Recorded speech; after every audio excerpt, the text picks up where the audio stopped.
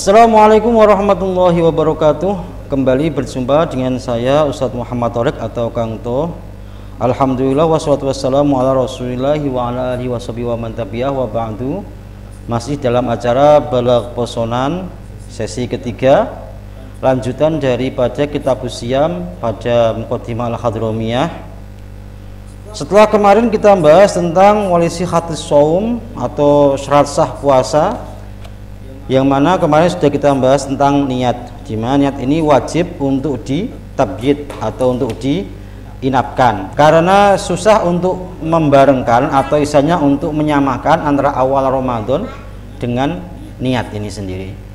Dan juga karena dasar hadis malam yubayyitis syiyam qabla fajri fala syiyamalah, orang yang tidak menginapkan niat puasa sebelum fajar maka puasanya tidak sah. Nah, itu dasar dari hadisnya. Dan juga kemudian disimpulkan bahwasanya susah atau sulit untuk membarengkan atau menyamakan awal puasa dengan niat. Jadi wajib niat sebelum fajar muncul, atau kalau kemarin saya bilangnya pas waktu imsak maka selesaikanlah niatnya. Kemudian yang kedua yaitu mencegah dari jima dengan sengaja pada siang hari bulan Ramadan. Berarti yang nggak boleh itu kalau ada kesengajaan, tidak ada paksaan, kemudian tahu akan keharamannya, maka itu yang mufsid lis-shaum. Tapi kalau umpamanya lupa atau nggak sengaja atau mungkin dipaksa, nah itu tidak akan merusak puasa. Kemudian yang terakhir kemarin al-istimnaati atau al-istimnaatu, yaitu sengaja mengeluarkan mani, ya. Sengaja mengeluarkan mani, misalnya tolabu khurujil mani, atau sengaja mengeluarkan mani dengan cara atau metode apapun itu membatalkan puasa. Kemudian asalisu qawal mu'alifu rahimahullahu ta'ala wa nafa'ana bihi wa bi'ulumi fid dharaini amin. Allahumma anfa'na bima 'allamtana wa 'allimna ma yanfa'una warzuqna ilman nafi'an. Qala asalisu ta kang nomor 3 iku imsaku ngeker to nyegah an istiqaati saking ngalap muntah. Wala yadurru lan ora bahaya apa taqayyuhu muntahe shaim bi ghairi ikhtiyarihi kelawan tanpa usahane shaim. Kemudian yang ketiga dari syarat sah puasa yaitu menahan dari sengaja muntah.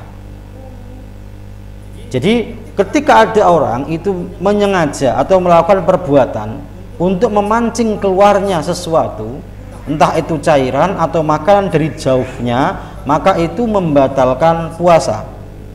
Walaupun pada akhirnya hal itu tidak menyebabkan keluarnya apapun. Makanya dicarahkan pada qauluhu al-imsak wal istiqoah fayuftiru man istad'a al-qai amidan aliman mukhtaron. Maka batal bagi orang yang sengaja atau menyengaja melakukan perbuatan muntah, sengaja tahu ketidakbolehannya dan tidak ada paksaan atau mukhtaron karpe dewi. Wa ilam yaud minhu syai'un, walaupun tidak terjadi atau tidak ada yang kembali dari maidahnya, tidak ada yang kembali dari maidahnya apapun, baik cairan maupun makanan, ila jaufihi pada jaufnya, li'annahu muftirun li'ainihi la li'audi syai'in minhu, karena bahwasa istiqoah atau tolabul qai sengaja ingin muntah itu sudah membatalkan dengan sendirinya walaupun tidak terjadi muntah. Berbeda kasusnya ketika muntahnya tidak disengaja, contoh umpamanya mencium bau-bauan yang menyengat kemudian tidak kuat, perutnya kemudian bereaksi akhirnya muntah, nah itu tidak masalah. Atau mungkin ya orang yang hamil atau mungkin lagi nyidam umpamanya kemudian muntah, yaitu tidak masalah, atau karena penyakit sehingga dia muntah. Pokoknya kalau muntahnya tidak disengaja maka tidak membatalkan puasa. Tapi tentu saja bagi orang yang muntah, baik itu disengaja atau tidak disengaja, wajib untuk berkumur-kumur, karena pada bab najis itu muntah termasuk sesuatu yang najis, sehingga ketika itu keluar maka otomatis rongga mulut atau mulut orang yang muntah ini menjadi mutanajis, maka wajib untuk madmadhah atau wajib untuk berkumur. Dan juga diwajibkan mubalaghah atau menyangatkan, berarti Tidak hanya sekedar kumur-kumur biasa, tapi juga kumur-kumurnya ini mungkin lebih dipaksakan. Nah, bagi yang muntah tidak sengaja, walaupun nanti kumur-kumurnya ini ada air yang masuk, tidak sengaja tapi maksudnya jangan sengaja dimasukkan. Ketika dia kumur-kumur dalam rangka menghilangkan najis, walaupun dengan mubalaghah, kok ada air yang tidak sengaja masuk ke dalam, puasanya tidak batal.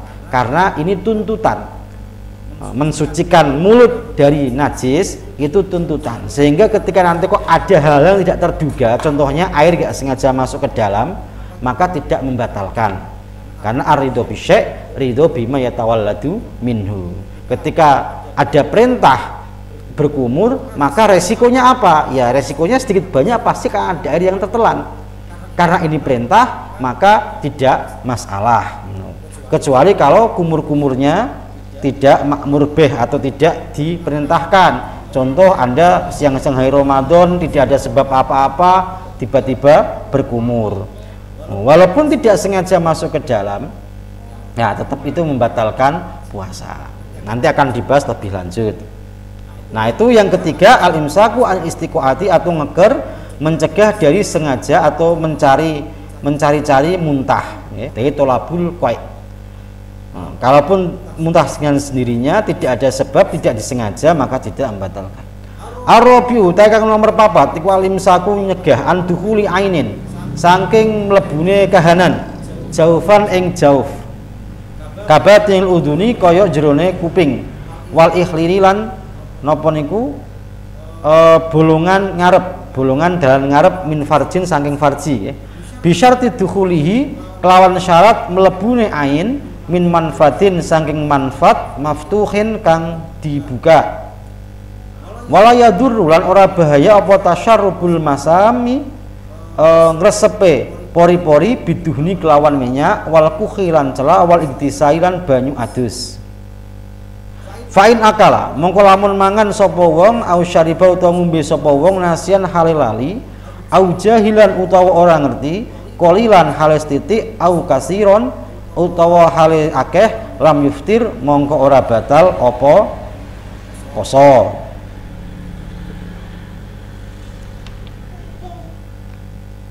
Wala yu'dharu adin wilang udur sopal jahilu wong kang bodho illa in koruba angin lamun parek apa ahduhu manjinge utawa mlebune wong bil islami kelawan Islam, au nasya'a utawa urip sapa wong bibadiyatin kelawan suatu pedesaan atau di sebuah daerah ba'idatin kang adoh anil ulama'i saking ulama. Kemudian syarat sah puasa yang keempat yaitu al-imsaku an dukhuli ainin, yaitu mencegah, ya, yaitu mencegah masuknya ain. Ain itu berarti benda. Benda itu benda padat bisa cair. Adapun untuk benda gas tidak akan membatalkan. Contohnya ada orang bakar sate, kemudian Anda mencium, menghirup aromanya, menghirup asapnya, itu tidak akan membatalkan. Tapi kalau Anda makan satenya atau makan tusuknya, ya batal. Berarti yang keempat yaitu al-imsaku, nyegah saking mlebune kahanan. Masuk kemana? Kejaufan ing jauf. Jauf itu mayukhil gida wad dawa, yaitu tempat memproses makanan dan juga obat-obatan. Contohnya yaitu lambung, atau mungkin kalau yang yukhilud dawa tok atau yang memproses obat-obatan yaitu ad-dimag atau di kepala atau di otak. Nah, makanya kemudian ketika ada ain masuk ke dalam jauf, entah itu ke al-maidah atau ke ad-dimag, itu maka membatalkan dengan catatan bisyarti dukhulihi min manfatin maftuhin, dengan syarat masuknya ain ini itu melewati lubang-lubang yang terbuka di tubuh manusia. Nah, pada tubuh manusia ini ada namanya manfaat maftuh, yaitu lubang dubur dan kubul, kemudian ada mulut, hidung, mata dan telinga. Itu manfaat maftuh. Manfaat maftuh. Nah, ketika ada ain yang lewat manfaat maftuh, entah itu cairan atau itu berupa makanan, maka otomatis membatalkan ketika memang itu disengaja. Adapun kalau masuk tidak lewat manfaat maftuh, contoh umpamanya ada air sampean mandi, airnya terserap oleh pori-pori. Atau sampean beli cuci muka itu produk cuci muka itu kan masuk ke dalam pori-pori, itu tidak membatalkan karena tidak lewat manfaat maftuh. Makanya kemudian hal ini menjadi perdebatan ketika orang itu melakukan suntik atau pengobatan melalui media suntik, entah itu diinfus atau dengan disuntik. Nah, pada kasus seperti ini, contohlah infus atau mungkin suntikan obat, itu ada perbedaan pendapat. Ada 3 qaul. Yang pertama, mutlak batal. Alasannya karena tadi masuk ke dalam jauh. Yang pertama, mutlak membatalkan puasa. Jadi orang diinfus, orang disuntik itu ya batal, karena itu memasukkan ain ke dalam jauh. Qaul yang kedua mengatakan tidak batal secara mutlak. Alasannya karena masuknya tidak lewat manfaat maftuh, tidak melalui jalur yang terbuka. Untuk yang ketiga, ini yang qaul ashah, itu ada pentafsilan, ada pemerincian. Nah, kalau yang dimasukkan itu termasuk al-mughaddiyah atau sesuatu yang mengenyangkan, dalam artian sebagai ganti asupan makanan, entah itu yang dimasukkan berupa cairan atau yang lainnya, kalau itu mughaddiyah atau mengenyangkan, maka secara otomatis membatalkan. Entah itu disuntikkan lewat infus atau disuntikkan lewat mana, kalau itu bersifat mughaddiyah atau mengenyangkan sebagai ganti asupan makanan, maka otomatis membatalkan secara mutlak dari manapun lewatnya. Jadi kalau itu mughaddiyah, maka masuk dari jalur manapun, entah itu dari manfaat maftuh atau manfaat ghairu maftuh, maka secara otomatis membatalkan puasa. Kemudian yang kedua, bagaimana kalau yang dimasukkan enggak mughaddiyah? Contohlah hanya sekedar obat, hanya sekedar obat untuk menyembuhkan penyakit. Maka ini ada 2 pentafsilan, ada 2 perincian lagi. Kalau lewatnya pembuluh darah, contohlah infus, pembuluh darah. Kalau lewatnya pembuluh darah atau kalau bahasa al-uridah atau al-irku al-maftuh, otot yang terbuka atau istilahnya otot yang mempunyai rongga, yaitu pembuluh darah.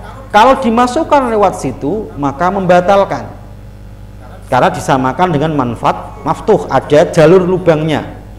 Tapi kalau dimasukkan lewat al-adul atau istilahnya dari saraf, saraf atau otot yang tidak terbuka, itu maka tidak membatalkan. Jadi intinya, kalau untuk masalah pengobatan menggunakan suntikan yang tidak melewati lubang yang terbuka, maka tadi ada 3 qaul. Yang pertama, membatalkan puasa secara mutlak. Yang kedua, tidak membatalkan secara mutlak. Yang ketiga yang ashah, kalau berupa mughaddiyah, yang dimasukkan berupa mughaddiyah atau yang mengenyangkan atau sebagai ganti makanan, maka itu membatalkan lewat jalur manapun. Yang kedua, kalau yang dimasukkan bukan termasuk yang bersifat mughaddiyah atau yang mengenyangkan, maka kalau dimasukkan lewat pembuluh darah itu membatalkan. Tapi kalau lewat otot atau lewat saraf, bukan pembuluh darah, maka tidak membatalkan. Nah, itu untuk masalah usulu ainin atau dukhulu ainin jaufan. Nah, kemudian tadi ketika ada orang dengan sengaja makan atau memasukkan sesuatu melewati manfaat maftuh, maka otomatis membatalkan. Tapi kalau tidak sengaja atau tidak tahu bahwa itu membatalkan, banyak atau sedikit, sedikit atau banyak tidak membatalkan.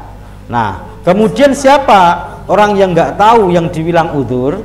Karena kan orang nggak tahu itu kan ada 2 kelompok. Yang pertama yaitu alladzi yu'dzaru bijahlihi, yaitu orang yang kebodohannya atau ketidaktahuannya itu dimakfu. Berarti kalau dia nggak tahu tidak berdosa dan tidak batal. Kemudian yang kedua ada sing al-jahil alladzi la yu'dzaru bijahlihi, orang yang tidak tahu, yang tidak diudhurkan atau tidak dimaafkan kebodohannya atau ketidaktahuannya. Yang pertama yaitu orang yang dekat masa masuknya dengan Islam atau baru kenal dengan Islam. Dia baru masuk Islam Allah baru beberapa hari atau mungkin baru 1 bulan, dan dia nggak tahu syarat rukun tentang puasa, apa yang nggak boleh, apa yang boleh. Kok dia melakukan larangan, maka itu tidak membatalkan karena dia dianggap ketidaktahuannya uzur. Atau yang kedua, orang Islam udah lama tapi mungkin dia hidupnya di daerah terpencil yang tidak pernah bertemu dengan ulama, ba'idan anil ulama, yang kalau untuk konsultasi itu jauh. Maka jahil yang tipe ini, orang yang baru masuk Islam atau yang jauh dari ulama, itu maka dianggap uzur, sehingga ketika mereka melakukan tadi makan siang hari karena ketidaktahuannya, maka itu dianggap uzur sehingga tidak batal puasanya. Sedangkan yang kedua yang tidak dianggap uzur yaitu orang yang hidup di tengah-tengah ulama atau orang yang sudah lama masuk Islam kemudian hidup dekat dengan ulama, karena dia tidak mau belajar sehingga ketidaktahuannya ini tidak dimakfu. Berarti dia konsekuensinya jahil yang tidak dimakfu adalah batal puasanya. Maka bagi Anda yang hidup di tengah-tengah ulama, maka belajarlah tentang syariat, syarat, rukun, nah, kemudian batalnya sebuah ibadah, karena ketidaktahuan Anda itu tidak dianggap uzur. Bahkan Anda mempunyai 2 dosa. Yang pertama dosa karena sengaja meninggalkan taklim, yang kedua yaitu dosa karena tidak sah dalam beribadah. Nah, itu untuk al-jahil alladzi la yu'dzaru bijahlihi. Berarti yang dianggap uzur atau yang tidak batal puasanya ketika makan siang hari bagi orang yang nggak tahu itu adalah orang yang baru masuk Islam, yang belum sampai belajar lengkap tentang hukum Islam, atau orang yang sudah lama masuk Islam tapi jauh dari ulama. Lanjut, wala yuftiru lan ora batal bi gubari toriki kelawan leduke dalan, wa in ta'amada lan senajan sengaja sapa wong fathafamihi ing buka cangkeme wong. Kemudian tidak termasuk membatalkan walaupun ada dukhulu ainin, yaitu ketika ada orang di jalanan kemudian berterbangan debu-debu jalanan. Nah, debu-debu jalan berterbangan dan dia sengaja membuka mulutnya sehingga debu-debu itu masuk. Itu tidak membatalkan walaupun sengaja membuka mulutnya. Ya. Karena di sini tidak ada fi'lul fa'il, tidak ada istilahnya, tidak ada pekerjaan memasukkan. Walaupun itu dia sengaja mangap atau sengaja membuka mulutnya. Karena kan juga ini 50-50. Membuka mulut itu kan belum tentu ada yang masuk juga. Jadi kalau toh ada yang masuk itu tetap tidak membatalkan. Kecuali kalau Anda sengaja menangkap atau mengambil gubar itu sampai kumpulkan, kemudian sampai masukkan dalam mulut, yaitu membatalkan.